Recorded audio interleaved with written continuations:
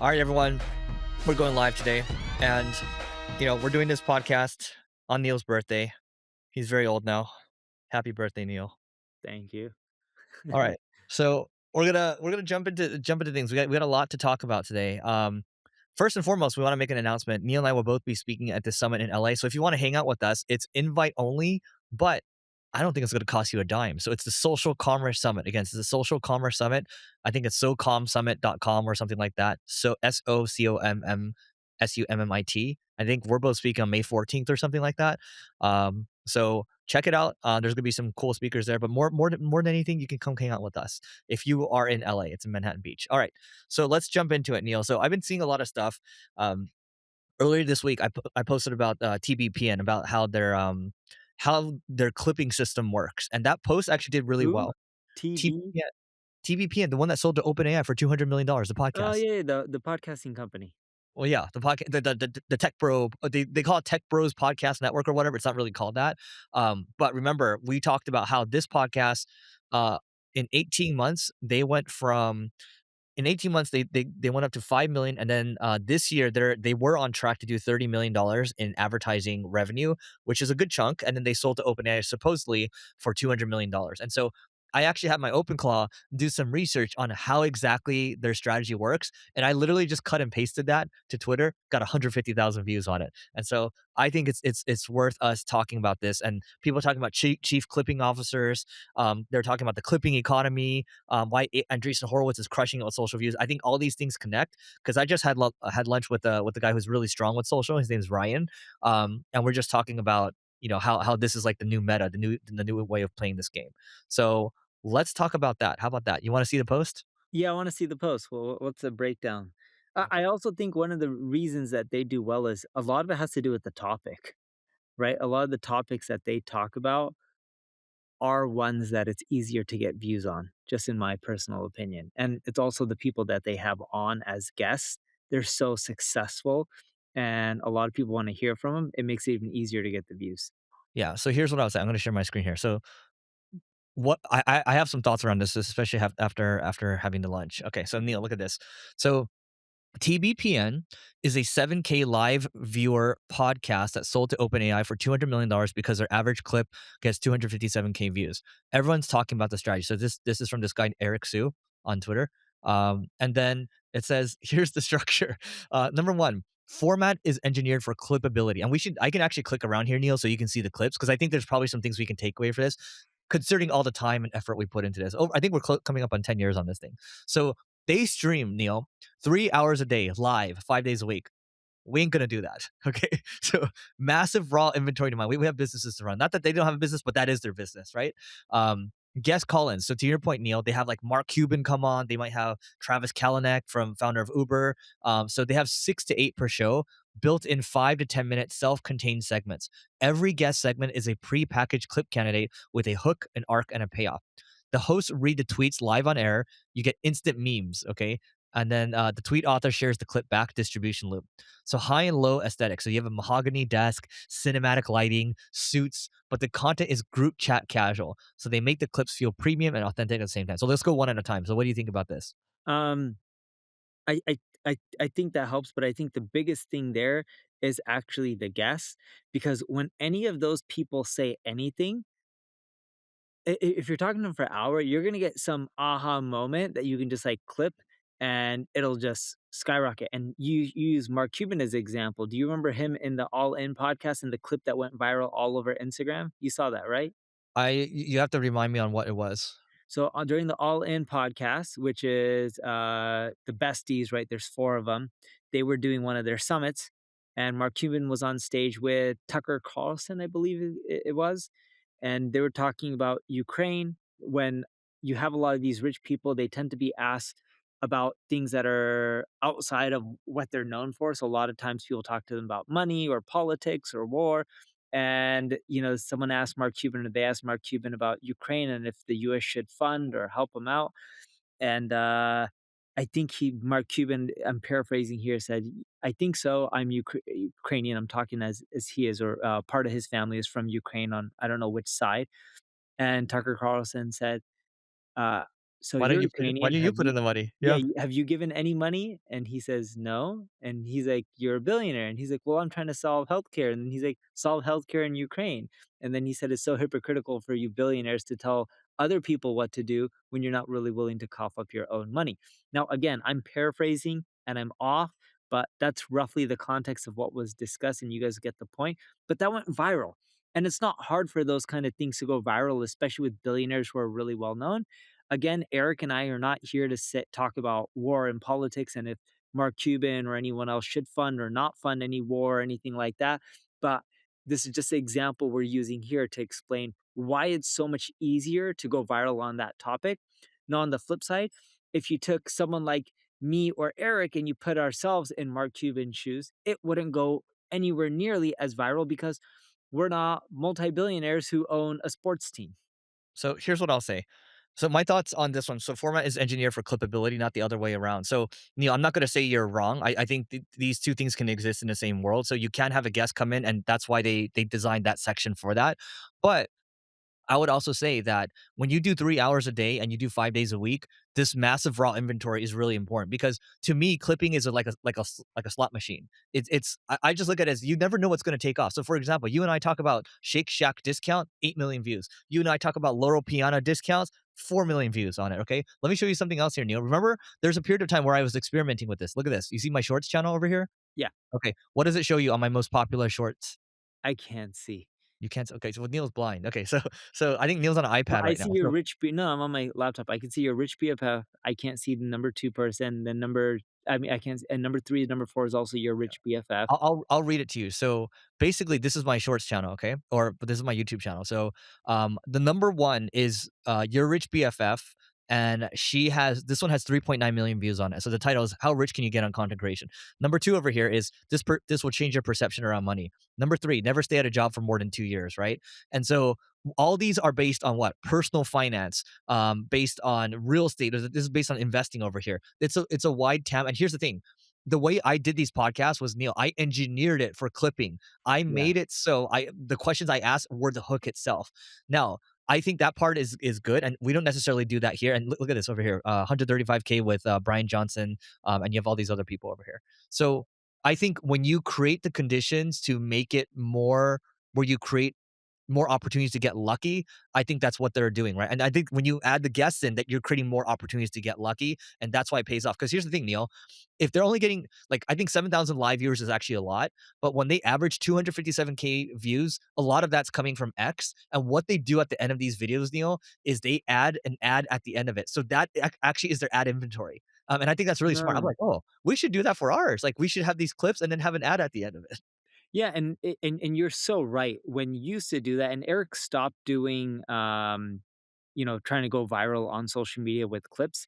And it was an experiment for him, and he quickly realized it was getting him attention, but it wasn't driving as much revenue as he would like. So then he shifted. And again, he didn't assume when he started that it was going to drive tons of revenue. It was just an experiment to see what would happen with his brand and if that would create more business. I do believe you did go to some EO or YPO events, and more people said that they were noticing you because of the No, clips. you know who came up to me? It was the wives that came and said, "I really like that clip." I was like, "Oh, okay, thanks." But you're spot on about the engineering because if you go back to the Mark Cuban Tucker Carlson example, why would you put them both on a stage unless you're trying to, provoke something and trying to get some clips? Yeah. Quick break. If you're doing AI SEO or content marketing in general, you know what the problem is. The problem is you're spending hours writing yourself, or you're paying agencies lots and lots of money, and you're getting AI slop that sounds just like everyone else. That's why we built ClickFlow. ClickFlow creates production grade content that actually sounds like you. Plus, it helps you with other areas such as building internal links, creating FAQs, and more. One customer even reported saving 90 plus hours a month just by using ClickFlow. You can get a 14-day free trial just by going to clickflow.com. No more AI slop, just production grade content that drives traffic and conversions. Back to the show. So let me show you something real quick, Neil. I got access to this new tool. Shout out to this tool, Social Proof. So you see this over here? Yeah. Okay. So this actually shows over the last 3 months or so how TBPN has done. So you can see here They have this clip over here. Those of you that can't see the screen right now, this is Andrew. They're interviewing Andrew Huberman. So you know Andrew Huberman, very popular doctor. So this one got 4.5 million impressions, and it looks like it was on X. A lot of their views, Neil, you can see their top channels. Look, 97% of their views are coming from X. Okay, 1.3% from Shorts. So you would expect that they would do really well on TikTok or Instagram, for example. And so when I was having lunch with Ryan today, just now, he's like, dude, your content. So talk about us, Neil. Your content should live more on X and LinkedIn because that's where your audience is. And I was thinking about it, I was like, yeah, but my really good leads actually come in from X. It's not like or like a LinkedIn. It doesn't really come from YouTube, if I'm being honest. At least for me personally, I think it's different for you.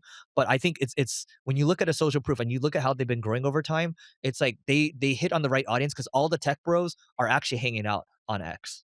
Yes, speaking of right audiences, you saw what happened with Mr. Beast, right? And someone ended up No. breaking down how his views are going down and he's declining, and then he actually set up a meeting with them, and he's like, "Oh, cool, I wanna learn more and get some ideas." Yeah. No. When was this? I don't know when it was, but I saw it last week. Dude, but Neil, as a separate thing, I'm not gonna read the entire tweet here, but like it shows the entire analysis, like the clip itself, consistent visual grammar, the caption, tweet wrapper, volume and cadence, the real edge. By the way, again, the other meta game here is this post generated 126K views, right? Like Yeah, not bad for an open claw generated post. that's a lot. Yeah. So do you want to see one of their clips? Let's just show people Yeah. here. Okay. Aggression, and you will be back soon. Now I So anyway, it's going really long. I'm just gonna play the end of it just so you guys can see the ad, but I think my thing's freezing a little bit. Hold on. Let me go back I'm like, I here. don't get why they went viral. Yeah, I think it's just dude, it's just sheer volume, Neil. But I don't know why my thing has frozen. Um, anyway, you can I get continue the while I line. try to repair this. Yeah. Look, I think, clipping is worth it. I think you have to pick the right platform to clip, and instead of optimizing for views, you need to optimize for views with your right audience. You may not get the leads you want or the sales directly, and that's okay because I still think the branding is worth it. But I think the mistake that most people make with clipping is the content doesn't resonate with their ideal customer. And if it does resonate with their ideal customer, because you can say, hey, everyone's interested in finance. Well, if what you don't sell is if you're not selling finance, getting views for finance isn't going to help your main business. So it needs to be related to your main business. And the content needs to be around that. And then you need to focus on the channels that are relevant where your ideal customers are sitting. It's the same reason why I don't really log on to TikTok or Instagram much. Yes, we collect leads from Instagram and TikTok and, I'm passing them on to my team, but even then, it's not like it's our main core focus because we know that's not gonna really change our business. Yeah, so to Neil's point, I'm back on the TBPN X account over here. So look, they have 400,000 followers, and they just did a show about 2 hours ago because they had Gary V. I think this is the CEO of CrowdStrike. Yep, CEO of CrowdStrike. They had Ben Horowitz, not Ben Horowitz, but Ben Horowitz. And then they had looks like the CEO of Comfy UI. And so they're bringing on people that have reach. To Neil's point, and this is a 2 hour podcast. Look, 5,000 views live stream. Okay. Wait, is it with all of them at the same time? No, it separates them. So I think you'll bring them on like during this time. They'll just call them in at a certain time and then they join. So I think that's actually really smart. And so when you go with this video over here, I'm just going to very So why are you-